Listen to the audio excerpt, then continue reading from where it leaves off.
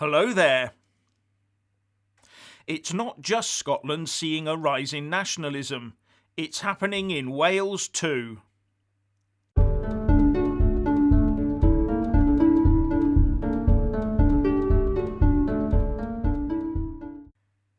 Firstly, please subscribe and like this video to give my channel a boost. And I'm always uploading new content, so please do check back every day. And a big thanks to my Patreon and PayPal supporters. While all attention is focused on the pandemic and whether or not Nicola Sturgeon can survive and take her SNP to a large victory in May's elections, thoughts of independence from the UK are now rising in Wales. A very recent poll for ITV's News Tonight showed that 40% of those that expressed an opinion said they would vote to break away from the UK. This, I believe, is the highest ever. And one of the drivers behind this seems to be that the pandemic has given politicians in devolved regions a massive platform.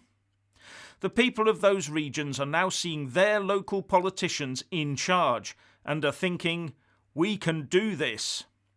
And all the Tory talk of levelling up and we're better at combating this pandemic together is not cutting through that. Then there are other, more long-term drivers. Take the Welsh housing market, for example.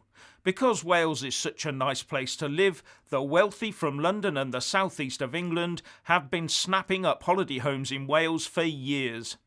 And during this pandemic, many more have joined in to secure themselves a nice city lockdown avoiding bolt hole in Wales, as well as in Scotland and Cornwall.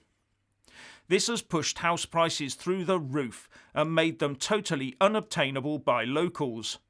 A Guardian report last year says in one place the average house price was 400k and the median wage was 16k.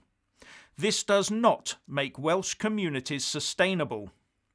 And all it does is convert much of the country into an extended holiday village, with many Welsh people being effectively ghettoised in the South Wales valleys. Do you think that makes for a happy Wales? And telling them to get on their bike to where the big bucks are won't help matters either. Now 2 points. The first is that under both Nicola Sturgeon and Adam Price of Plaid, Scotland and Wales would go straight into the maw of the EU, the Euro and Schengen. That is not independence. If you truly want independence in Wales, for example, then there are other alternatives like the fast-growing Propel Party. Secondly, I worry about England. For far too long we have been told that English patriotism is synonymous with being a far-right thug, while Scottish and Welsh patriotism are to be celebrated.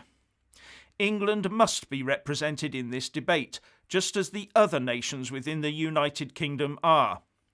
But not by carving England into smaller regions, each potentially with their own equivalent of a Nicola Sturgeon, or a Sadiq Khan in every city with fully devolved powers. That way lies confusion, acrimony and eventual ruin. Just what some pro-EU types would love to see. So don't let that happen. So what do you think about Welsh nationalism? Please share and comment below. And if you want to hear more from me, please don't forget to subscribe and also press that little bell or you won't get any notifications. And if you want to see more of me, buy a mug with my mug on it by following the link in the descriptions box below and support me on Patreon or PayPal. And thank you for watching.